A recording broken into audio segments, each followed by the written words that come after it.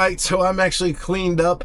I was out in the woods for about 10 days, and it was actually quite interesting because the first part of the trip I shot on a GoPro Hero 9, which was quite eye-opening because the last day I shot on the DJI Action 5 Pro, and that's quite a span of time between these cameras. And what I realized is I need to at least keep this camera regardless, I think, only because I'm so far behind in regards to action cameras. That last day that you saw with fishing, now that was all shot in automatic. The reason for that is because I don't have ND filters for this yet.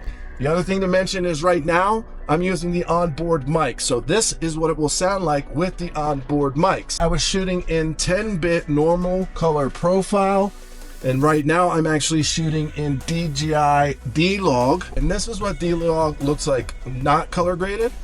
And this is what it looks like color graded. Now, I know that probably wasn't a big difference. There isn't a whole lot of colors here, especially in the car.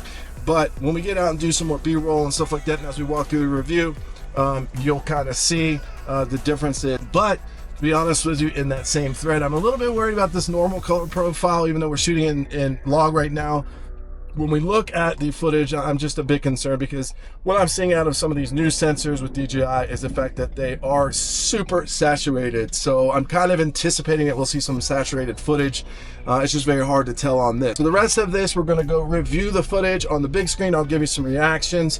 I'll probably actually end up editing it. Then we will go out and do some more testing. We'll test out some of the stability. We'll test out some of the shooting modes, and we'll test out, adding in something like an external mic. All right, we're back in the studio. I'm actually now connected to the DJI Mic 2 wirelessly to the Action 5. So any of the audio you hear will not be coming from the onboard mics.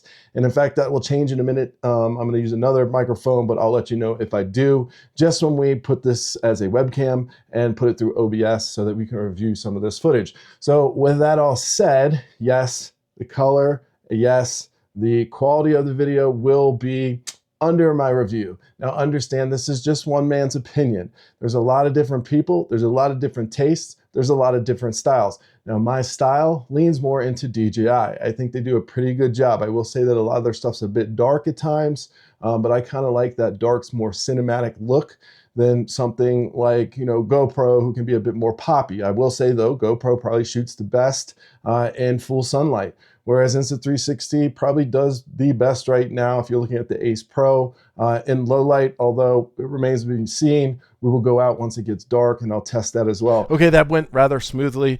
Hooked it up via USB-C, selected that I wanted to use it as a webcam on the back of the Action 5 via the screen, and then just set it up, in my case, through Streamlabs. The things I discovered is it doesn't look like there's any way to shoot in 4K if you're using this as a webcam, so all you streamers beware. Unlike that of the Pocket 3, where the Pocket 3 you can actually shoot in 4K when you're hooking it up to OBS or Streamlabs or anything like that. So those are some limitation, but super easy to get set up, and it might be a good solution if you don't have a webcam or you want to use it like I'm using it right now.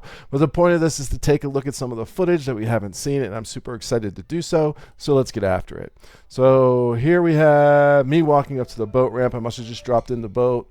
I can say I'm in this area a lot, so this is a good representation of what it looks like. Again, DJI, it tends to have a bit more blacks. You can see right here that white balance kind of going in and out in exposure. I'll also notice back here, it looks pretty soft. Again, we're shooting into the sun. Some of that detail looks a little washed out, if you will. Up close, it looks pretty good, but back far behind here doesn't look that great. All right, next, rowing. Looks like she's hooked up. I don't have horizon steady on, so that's why you're kind of seeing the FPV kind of look. But overall, water looks pretty good. Again, still seeing that haze in the background, even though we're shooting against or away from the sun at this point. Just some of that detail seems to be washed out. Oh, this is good because actually you see the water here, and I actually catch a fish right here, I believe. Let's go back. But you can see underneath the water, that's pretty good, accurate representation. Even this, the yellows and the greens, is pretty good, at least from afar. Again, starting to lose it again. Interesting. That bit rate just seems to be a problem in my opinion, but it's not horrible. It's not what they're making it out to be online, and this looks pretty good in terms of the coloring. Now, see, that looks a little vibrant to me. knowing especially this area. I actually ended up catching a fish right down here. I will say this does kind of showcase that dynamic range when you look down here in the shadows as compared to something over here in the distance or even towards the bank. It looks good. I wish there was more detail in it, but again, because this is in 10-bit, even normal color profile, well, we might be able to fix a lot of this in post as well, which is a big advantage just to having that 10-bit profile. It does have an 8-bit profile, but I don't recommend using it. You might as well use the 10, especially there. I actually hook up with a fish there. This is a good shot, again, of that water. Accurate representation of what that all looks like. I'm really impressed with some of the colors here, as well as just underneath the water, being able to see the different shades of greens and yellows. Does a good job on detail up close, but again, back here you're kind of seeing the washout. Lens flares look pretty cool. That's to be expected. No way you can really avoid those, especially since I don't have an ND filter on. But that's pretty close there, and it looks pretty clear to me. And of course the water looks, and that's pretty cool actually. I'm quite excited by that shot. All right, let's look at the next shot. Now, this is 2x zoomed in. Now, again, it's not an optical zoom, so this is digital zoom. So you're going to lose some of that detail. You can see detail up here, but it's pretty mushy. I don't judge cameras on their optical zooms. I mean, sorry, on their digital zooms. It's just the nature of what it is that makes it looks kind of, artifacty and, yeah, just not so good. All right, now this is a slow motion clip. Let's see if I can find something here. He's got burrs all over him, poor fella. Maybe not. Oh, there's a splash. I'll give you an idea of some of the slow motion. So this is 4K, 120, little slow motion there. Again, the water looks, see those greens? Like right here is a great representation of that dynamic range. And again, I keep saying that because they're making a big deal over the 13.5 stops, and this really does prove it. Look at the different colors, greens, and it's so, this is very, very accurate. Even in the bank here, even though that's pretty dark, again, DJI, and he's pretty light. He's out of focus right now, but that's to be expected. And there's some slow-mo for you. So let's take a look at this fish. See if I get a good shot here of the fish itself. That'll give us a pretty good idea of coloring. There he is, yeah. So think about that when you see these different colors. This is a rainbow trout. You can kind of see why, and you can see the different shades of red there, even on into some of these golds. So this shows the dynamic range of this. Even here in the background, you can see that.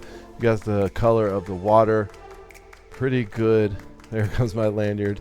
And that's a pretty bright lanyard, so it's like a neon lanyard, so don't think that's crazy. But yeah, overall that looks really, really good. Huh. I'm surprised. All right, here's another slow-mo shot.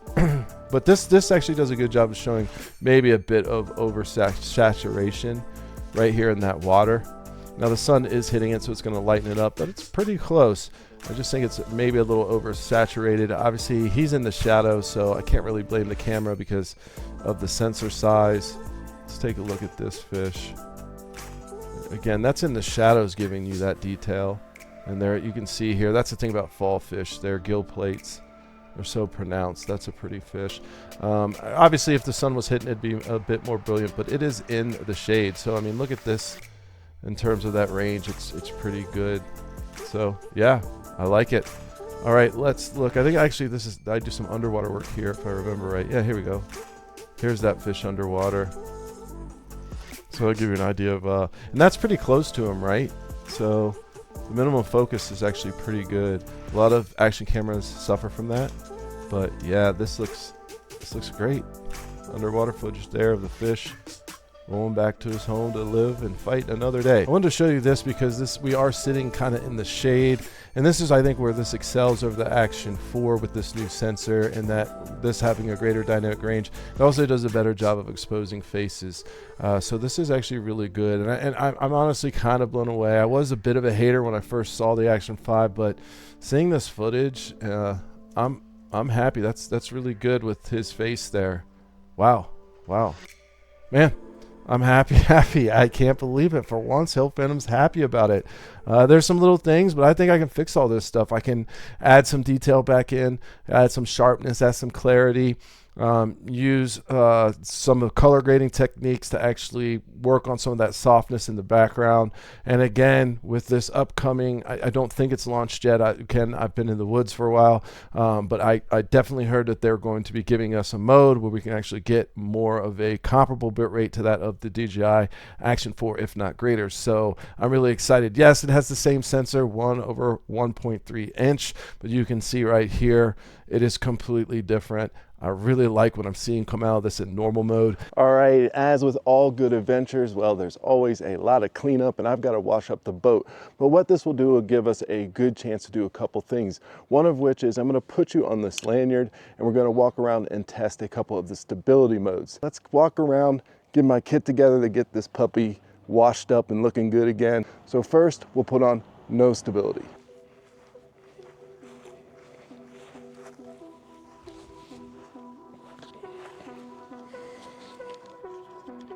All right, now a test for rock steady mode.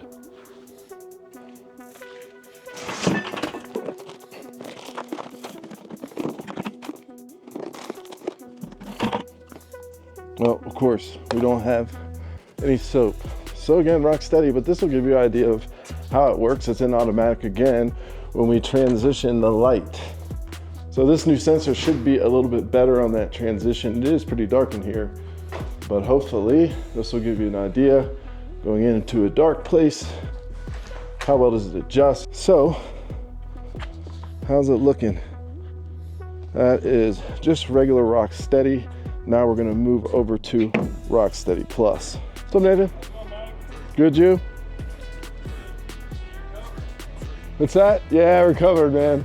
The next thing is we're gonna switch it over to horizon balancing. There's also a lot of ambient noise, so I won't cut any of that out. There's a generator, a little air compressor going on. I got some water going, so this will give you a good idea. I've got the wireless mic pretty close to my collar so it doesn't bang against my lanyard.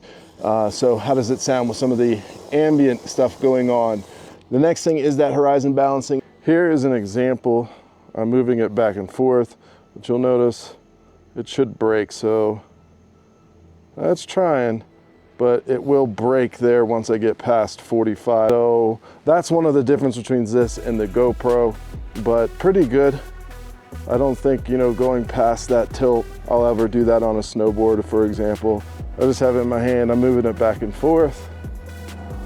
So that is horizon balancing, and of course the plane goes over. Beauty of living by an airport. So let's get this into a time-lapse mode so you can see what that looks like.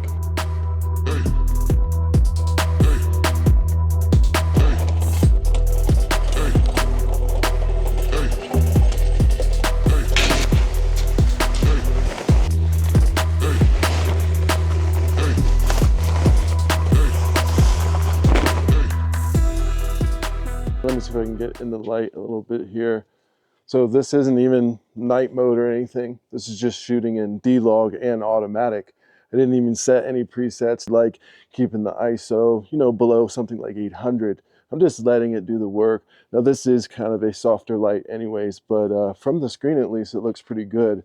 I'm gonna go ahead and now switch over to the actual night mode to see if it makes any difference, or maybe it's just a bit too noisy. Again, this is in D-Log, so we'll see how it looks in post. And here's an example of the night mode. So do you notice any different? Again, I'll get into the light. Maybe I can do a side-by-side comparison, but this is the night mode as compared to just shooting in that D-Log. So I'll move around a little bit. You can check out what that looks like. I'll walk away from the light. So it's super dark out here. At least on the little screen, it looks like it's doing a pretty good job.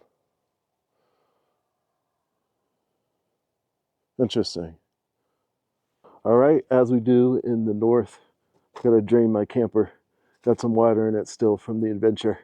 So I'm out here, I'm just holding my phone light against me. And again, it's still locked in that automatic kind of / threshold mode where I'm not letting it go over 1600 on the ISO. Here comes a car. I hope you can still hear me. But this will give you a good idea if you just want to try to do your own night mode. But I'm also going to do the same thing right now, switch it over to the night mode and see what that looks like. All right, here's the night mode without the flashlight. You can still kind of see those valves. Now if I go like this, you can see how bright it is. Now I don't know what that's going to look like in terms of how noisy it will be in post, but let me undo this real quick. Huh, night mode, pretty cool. Okay, so it is the next afternoon. I spent a lot of time with the footage, and I do have some final thoughts and reactions. But before we get to that, I wanted to mention a feature that's brand new to the DJI Action camera lineup. And that is actually what I'm using right now. And this is subject tracking. So if you notice, you'll see the frame behind me kind of moving and I'm kind of staying in the same place. Well, that is an example of the new feature, subject tracking. With this, it's pretty much designed, in my opinion, for those of us who might want to vlog with the Action camera. Now, this also brings up a big heated discussion in the online world, and that is whether or not you should or should not vlog on an Action camera. Now, while this feature is nice to have, one of the limitations is that it only shoots in 2.7K and you can't do anything like log in it that I found. So it's a cool feature, but it seems to be fairly limited. The reason it's 2.7K is obvious. We're actually taking a 4K image and we're shrinking it down to 2.7. That's going to give us a lot of real estate to move around and keep our subject in focus. Cool feature, but I don't know how much I'll actually use it. I'd rather use something like this on the Pocket 3, which has a mechanical gimbal that can follow me in much greater distances, and it shoots in 4K. And no matter what side you are on, whether or not you should vlog on an Action camera or not, well, it would seem with features like that, the camera companies are definitely leaning into the idea that people have been and certainly will be vlogging on these tiny little cameras. I mean, look at other companies as well. Insta360 launched the Ace and the Ace Pro. That had a flip-up screen. Now with the recent launch of the GoPro 13, we're seeing a macro lens introduced to that camera lineup. And that's really designed so that you can get close focus and at times get a better depth in the background, sometimes even producing something like bokeh. Now, the ability to close focus on someone's face, well, again, that leans into this idea that these Action cameras might be the future of vlogging.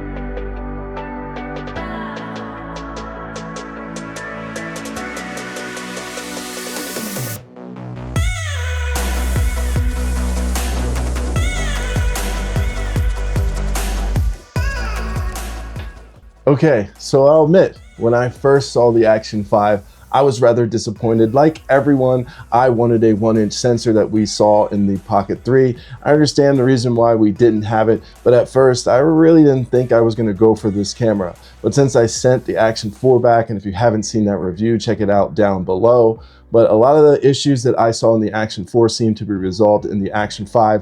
And even though they have the same size sensor, well, they aren't really that comparable when it comes to things like dynamic range. In fact, I think this is a huge strong suit for this camera. You can see it in a lot of the footage, especially the way the light hits the underwater footage with some of these weeds here. You will notice that the color change and color shift is very dynamic as we see different colors reveal themselves with the cameras moving and the way the light is hitting those weeds. So I think it does a phenomenal job with that type of thing. Where it does break down is the fact that it has a lower bit rate than even that of the DJI Action 4, which carried 130 versus the DJI Action 5, which is 100. Yes, they did it to make smaller compressed files and also to save battery, but I think it is lacking.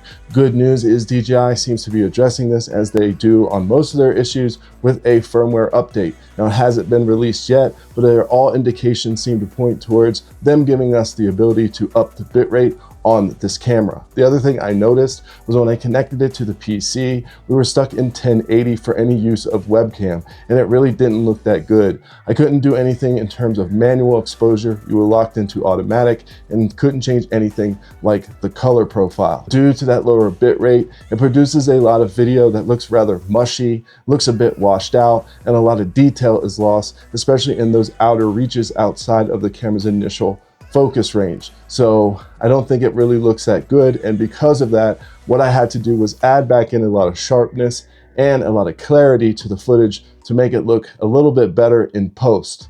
But again, some of the positives are the fact that we do have 10-bit shooting, which means that we can color grade very easily. We also have things like DJI log. Now you saw an example of the log throughout the video. I did some color grading on it, and you also saw how well the log did inside of a dark environment or outside in the dark.